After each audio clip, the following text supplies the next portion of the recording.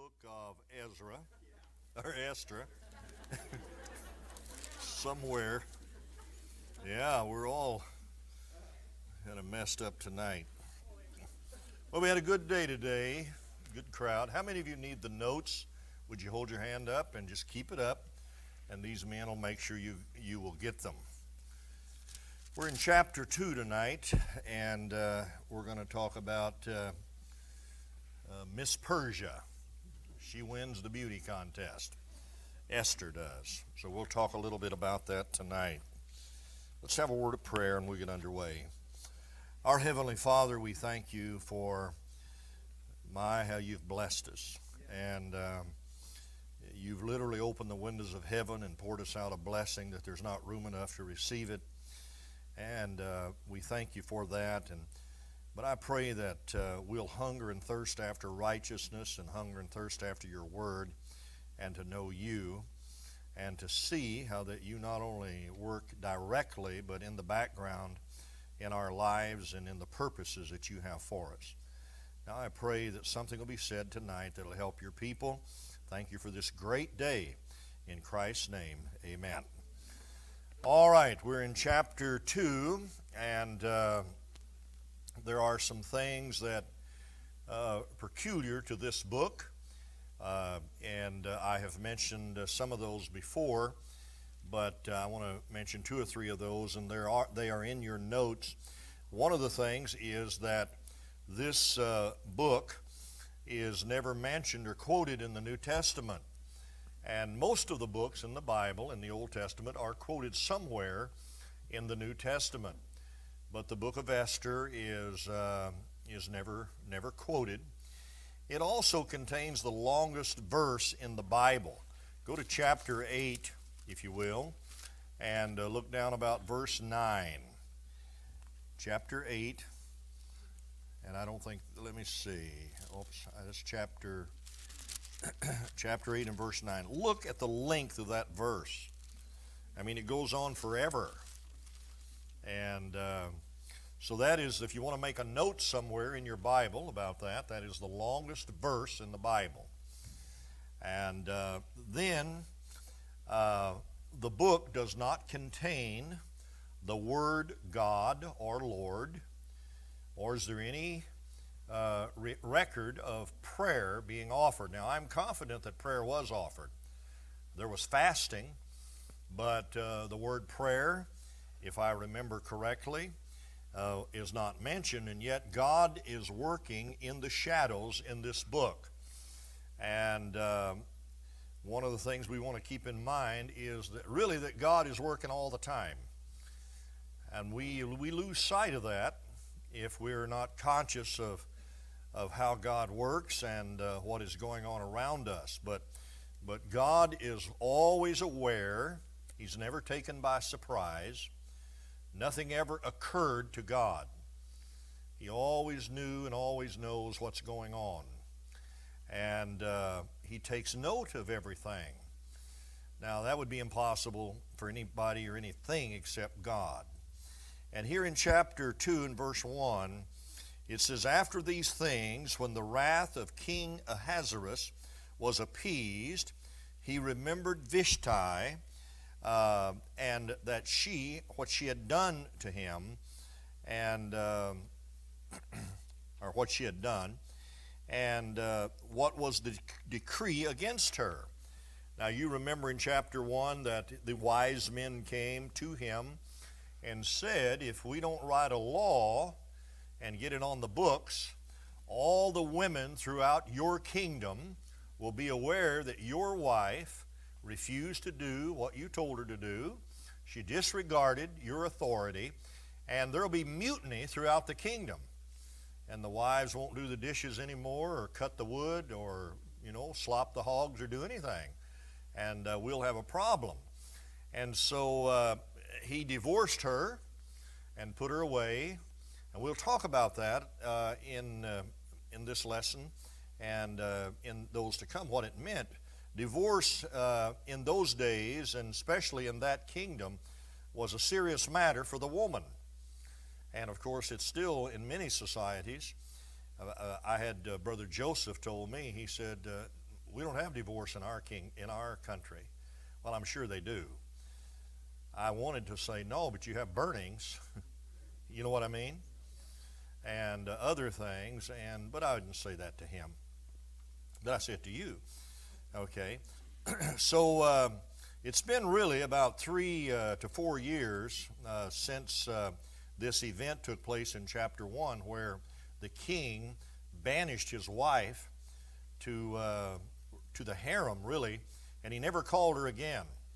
So for all practical purposes, she was a widow, put away and sealed up. She wasn't given a bill of divorcement, and you go out and get you another husband.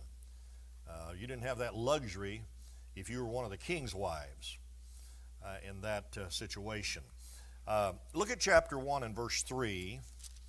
You'll notice it says, in the 3rd year of his reign, he made a feast to all the princes and servants. And it says, the power of the Persians and the Medes, the nobles, the princes, the provinces, being before him.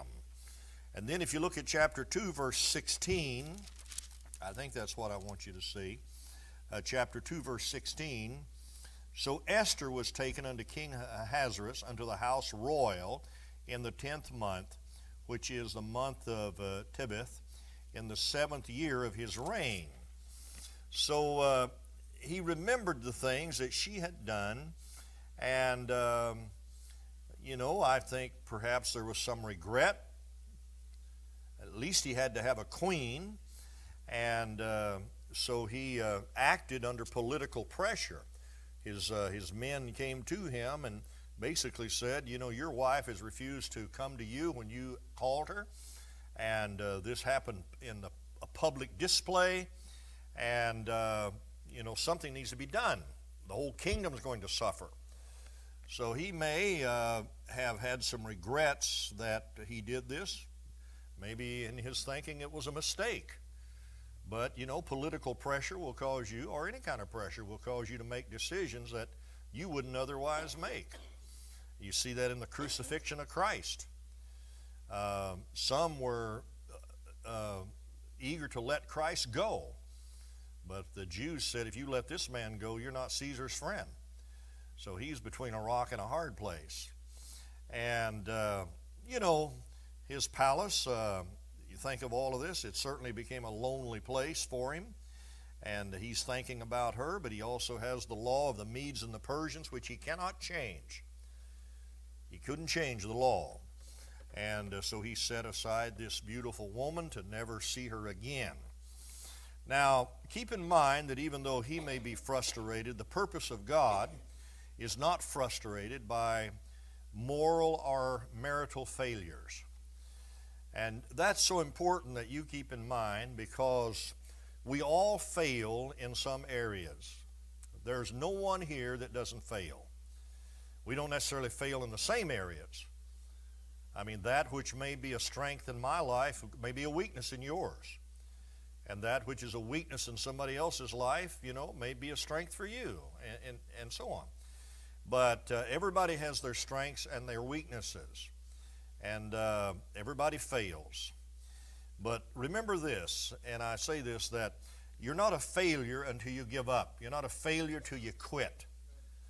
Everybody fails. I mean, you try things. All the great athletes strike out. The baseball players, they strike out far more than they hit.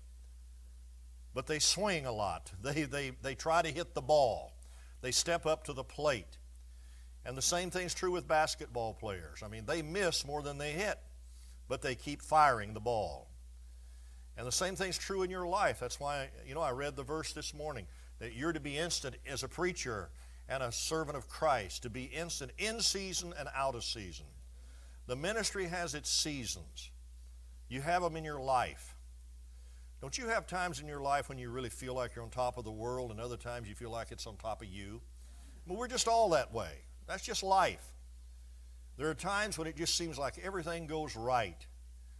And Brother Murphy and I have said, there must be something is up, because things are going too good around here. And we kind of expect the storm, or the cloudy days or the winter.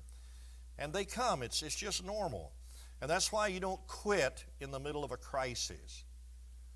You don't quit then. That's not a good time to quit. If you're going to quit, quit when everything's going good. And they're not going very well around here. Yeah, he got it. He's the only one that got it. Okay. But my point is this,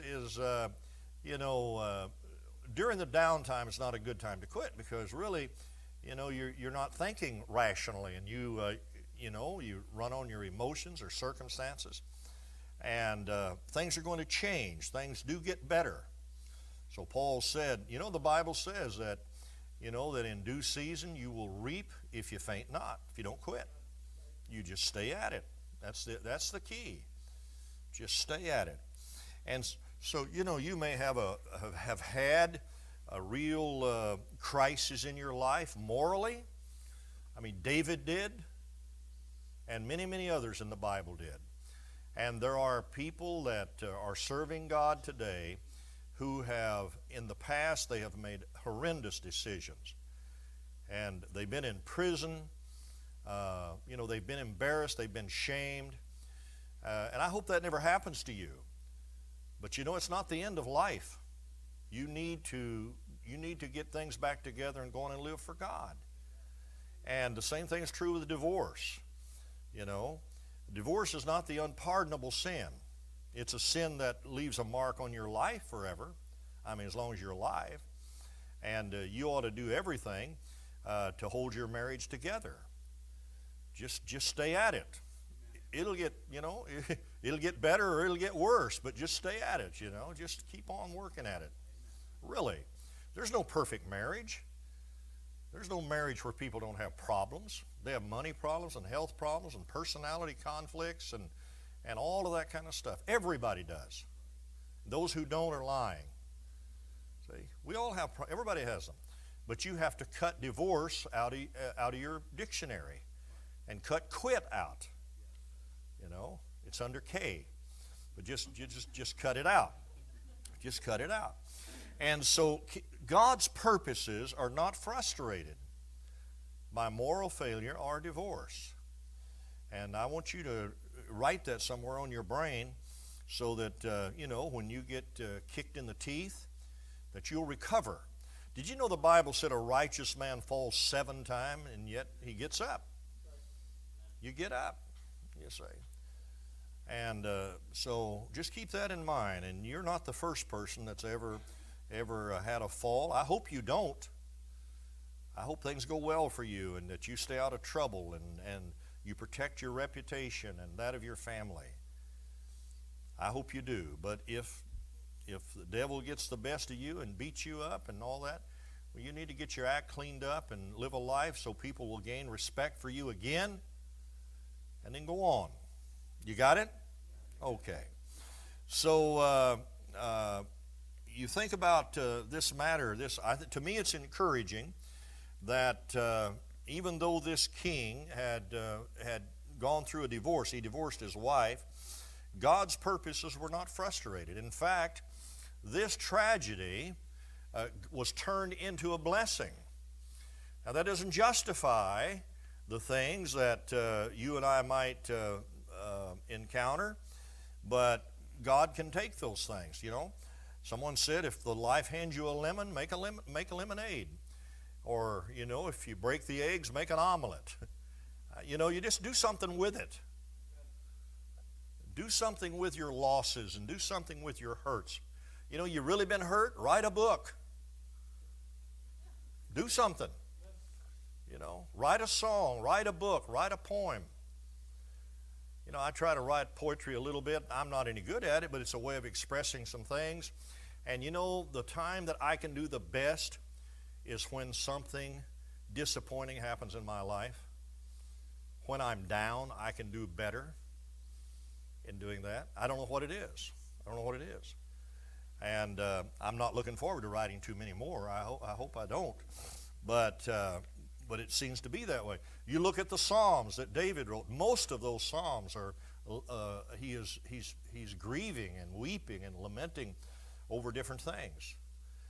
And yet in the midst of those, he wrote those beautiful Psalms. And so you can take the tragedies of life and turn them into a blessing to other people. Here, John Bunyan, what a tragedy This fellow's a Baptist preacher, and he's put in prison for preaching on the street. Spends 14 years in prison. And he wrote the Pilgrim's Progress. And many of the epistles in the New Testament were written in prison. In fact, the greatest one in there is written in prison, at the book of Ephesians. And it's the most spiritual book in the Bible, and yet it's written in prison. Bunyan said prisons are Jesus, jails are Jesus schools. And so are hospitals many times. And so take, the things that you have no control over and they come your way, maybe God can use them. In verse 2 of this chapter, it says, and then the king's servants that ministered to him said, let there be a fair young virgins, let them be brought for the king. That is, they're going to be kind of a beauty pageant here, and bring them on display. And so you can pick a queen to replace Vashti.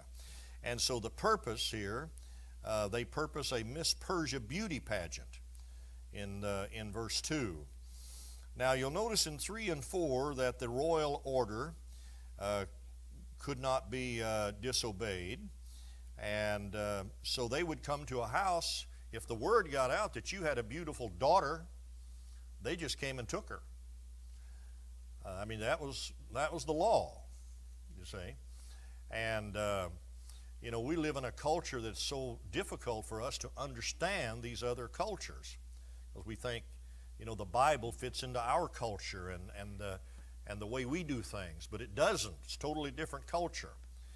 And you didn't go out on a date for a while and get acquainted with each other and decide if you loved each other and then got married. Your mom and dad did the picking, and and you did the grinning, I guess.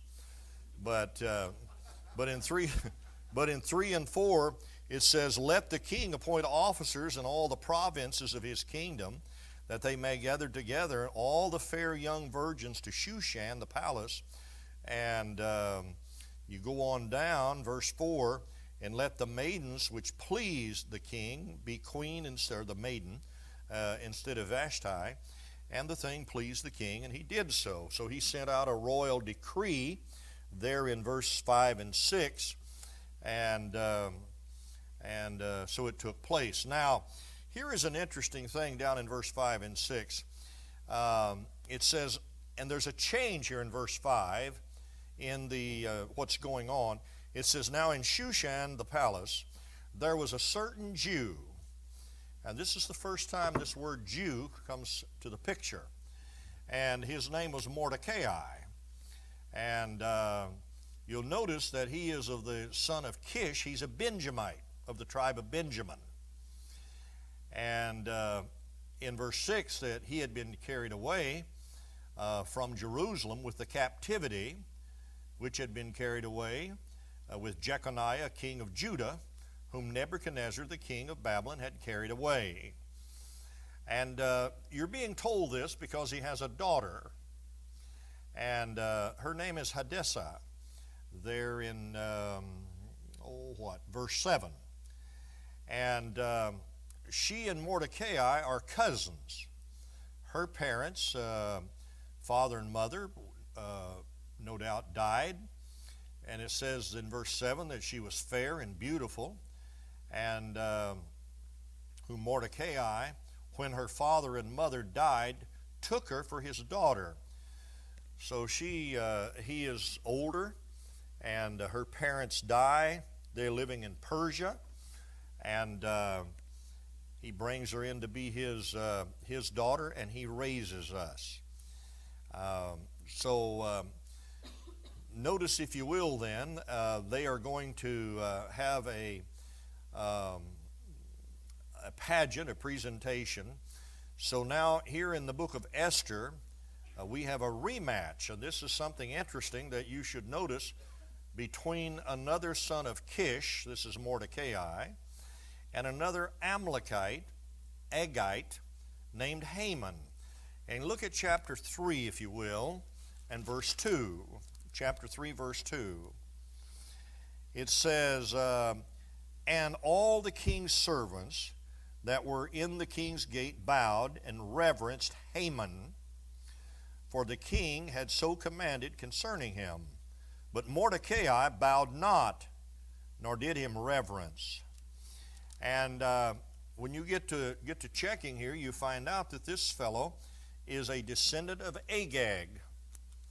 I think verse 10, 3:10. And the king took his ring from his hand and gave it to Haman, the son of Hammedatha, the Agagite, the Jews' enemy. Now remember when Saul, who was a Benjamite, he was supposed to have killed all of the Amalekites, but he didn't, and he let some of them escape. And evidently, Haman here is a descendant of one of the women or men that Saul allowed to escape. So here they are now, carried captive. They're down in Persia. And now the contest, once again, is Haman is going to try to kill all the Jews. And of course we know the devil is behind all of it, because Satan's goal is to destroy them. In verse 7, you notice that her Hebrew name is Hadassah, which means myrtle or fragrance. And in Babylonian it meant Esther. So here many of the Jews are given Gentile names. And that tells you a little bit about their spiritual level. In some cases, the captors gave them names after their gods. And you saw that with Daniel and the three Hebrew children, Shadrach, Meshach, and Abednego. All their names were changed. When you go to India and you find Christians over there, you'll find their names have been changed in most cases. And they changed their names to Bible names. Brother Joseph, that wasn't his birth name. And of course he became a Christian. He changed his name. And when those Hindus or Muslims get saved, they change their names. Many years ago in America, people had the names of Matthew and Mark and Luke and John and Paul and different Bible people. Now people are naming their children after movie stars and entertainers and things of that nature, right? Because these have become their gods. See? So it's not uncommon, you see, whatever is, that's not always true of you. I mean, you may have just liked the sound of a name and never given it much thought. But nevertheless, Esther is a Persian name. Actually, it's a Babylonian name. And as I said, it comes from the Babylonian goddess of love, ESHTHER, from which we get our word Easter. Happy Easter coming up next Sunday. You'll be glad to know that. All right?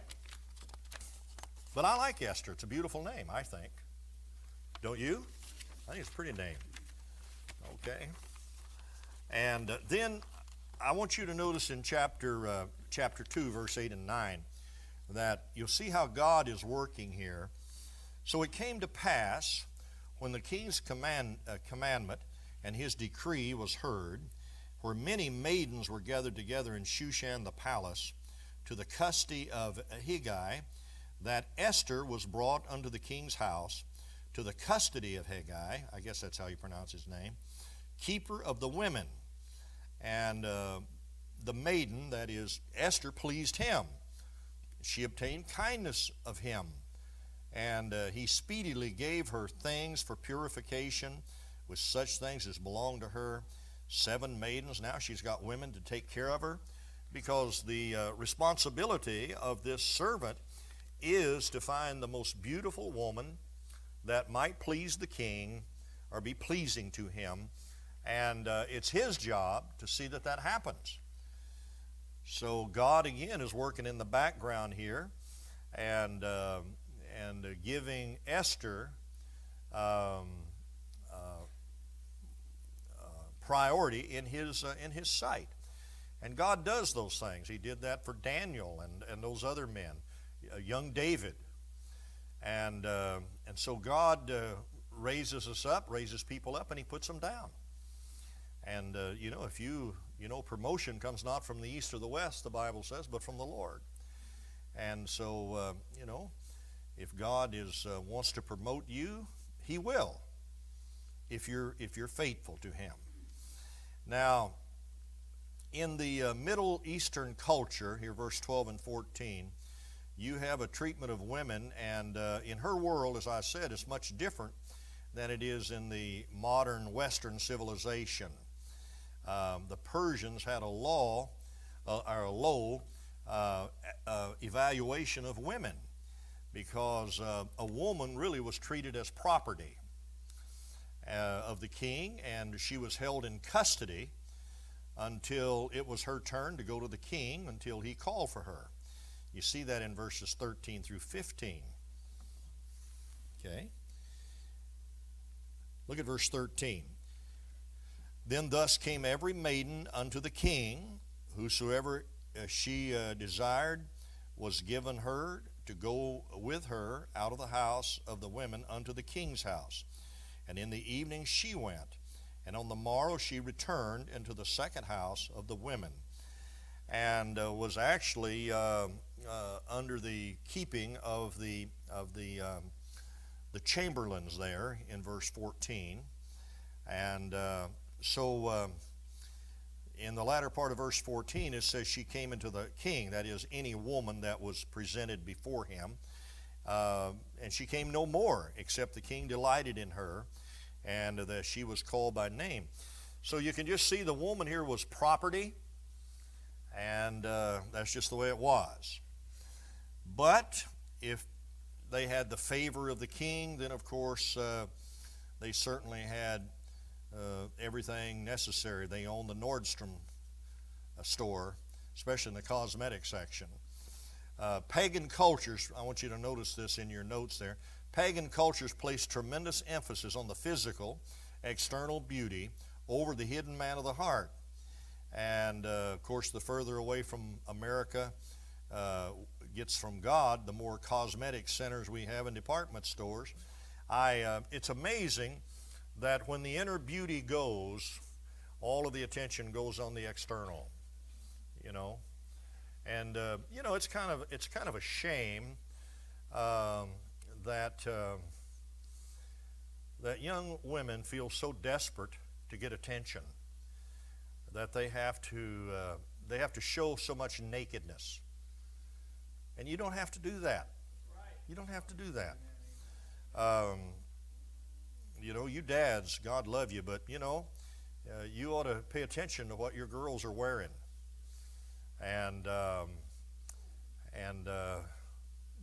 at it. If the dress is too short, get her a T-shirt or something.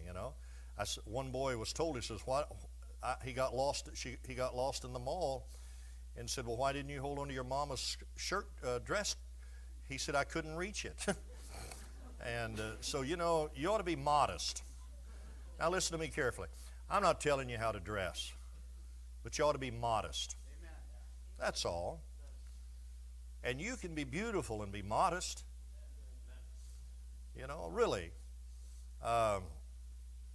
Men have a hard time with flesh. They really do. And, they'd like to be able to look you right in the eye and talk to you. You see? And so, I guess I said enough about that. But, people are attracted to your beauty, and it ought to be right here. It ought to be right here. And, fix yourself up. Smell good. Look good. Look pure. Look wholesome. See? Now, you will attract whatever you want to attract. If you want to attract flies, just look rotten. See? Really. If you want to attract some guy that probably might respect you, then look respectable. See? And the average girl, I shouldn't say average, I don't know that, but many times, the girl wonders why the guy is trying to paw her all the time. Well, maybe, it might be your fault, it might not. But I tell you what, I'd put a stop to it either way. Put a big King James Bible between the two of you, like Murphy's got there. And then wear a high-heeled shoe and do like Jael did. Just nail it in his temple, if he messes with you. All right. So she has all of the beauty aids and young women to help her. And, she is going to be, here she is, Miss Persia. And in verse 15 of chapter 2,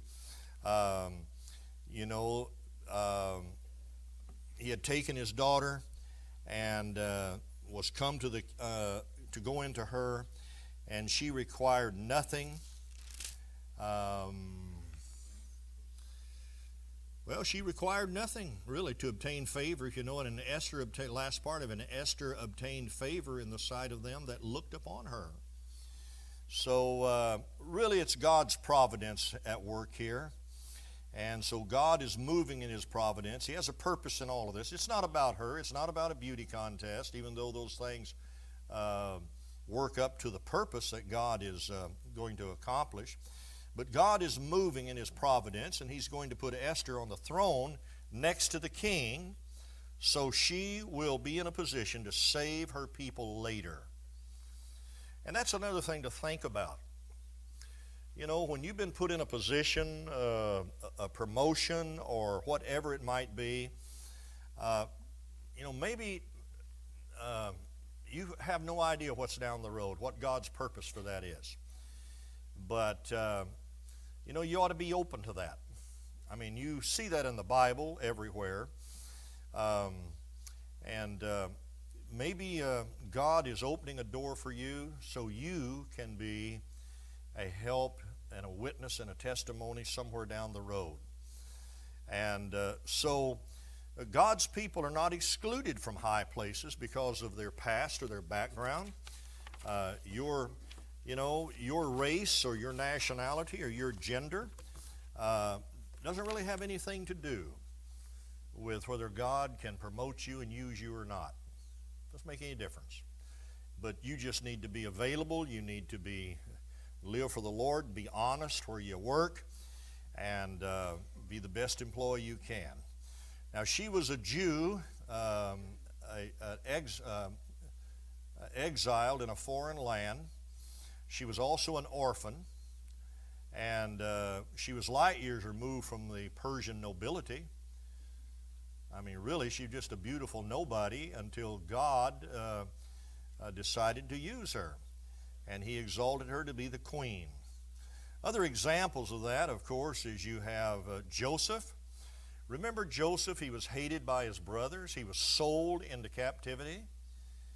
He goes down into Egypt. He's accused of something he didn't do, and he winds up in prison. And he's there sitting knowing that he's there for no fault of his own. In fact, he did right. That's what put him there. He made a right decision, and it put him in prison. And yet, through the providence of God, a butler and a baker was there. He was able to interpret the dream for them. And finally, the king brought him out and promoted him until he became the greatest in the land. And once again, it was for the saving of his people. The salvation not only of Egypt, but of his own people. And you see that. You see David. When the boys were brought before Samuel for him to pick a king, his father didn't even bring David. He was too unlikely. He didn't weigh 90 pounds full of bananas and soaking wet. He just a strapling. He was just a nobody. He just, on the backside, probably a little bit, just kind of thin, and singing and playing his guitar and, and messing around with a slingshot and, busting Coke bottles and things like that. But here's the thing. God knows exactly what's going on. And when the boys are brought before Samuel, the Lord said, it's none of these. And finally Samuel said, do you have another son? He said, I have one, but he's taking care of the sheep over there. He said, go get him. And he's the least likely. Even the father said, this boy just might as well stay in the desert and taking care of the sheep. And yet God had a plan for him. And God has a plan for you. And your plan is the one you ought to do, the one that God has for you. And just do it. Just do it. You know, just do it. You're just an average person. You can do it. But you just need to be available to God. Daniel is carried away into a foreign country. He is mutilated. His manhood is taken away from him. And yet he served, I think, 4 kings. You say, think about it. So you know, I don't know what the circumstances in your life God is going to use, but He can do it if you're available. He can do it. And in chapter 2, well, I'm not going to mention that. The next point in your notes there's in verses 19 through 23, and in chapter 2, and here the virgins are gathered together, and something interesting happens. A couple of servants of the king, they hatch up a plan to kill the king. And Mordecai is sitting at the gate, and he overhears this plot. And he gets the message to the king, and these men are apprehended and executed. If you look at verse 23, and when inquisition was made of this matter, it was found out, therefore they were both hanged on a tree. And it was written in the book of the Chronicles before the king. Now that's important to remember, because that's going to come up again. That is going to come up again. So here's cousin Mordecai. He's a Jew. He's sitting at the gate outside the palace. And when Haman comes by, who assumes that everybody ought to bow to him, Mordecai won't even give him the time of day. And the gate was a place where decisions were made. Remember we talked about that in the book of Ruth, and it was at the gate of the city. It was kind of like a court. Marriages were sealed there, and disagreements were heard and judged. So here Mordecai, the Jew, at least has been elevated to this position. But it's nothing compared to what's going on, you know, in the palace here. But he overhears this plot to kill the king. And so he makes sure the message, if you look at the text, he makes sure that the message gets to Esther the queen. By this time she's queen. And of course she tells the king about it, and about his name. Esther certified the king thereof in Mordecai's name. Now this king doesn't know Mordecai. At this time he doesn't even know Esther, his new wife, is a Jew. Okay? And so again in these verses you see the providence of God in placing Mordecai in a position as judge in the gate. So once again, this is a providence of God, because it's going to be used by God in favor of the Jewish people in just a few more chapters. And so this plot is discovered. Now, it's interesting to see that sometimes that Mordecai was not rewarded for his service at this time. I mean, here he is, you know, Joseph is in prison, and he interprets, if you remember, the baker and the butler, he interprets one of their dreams.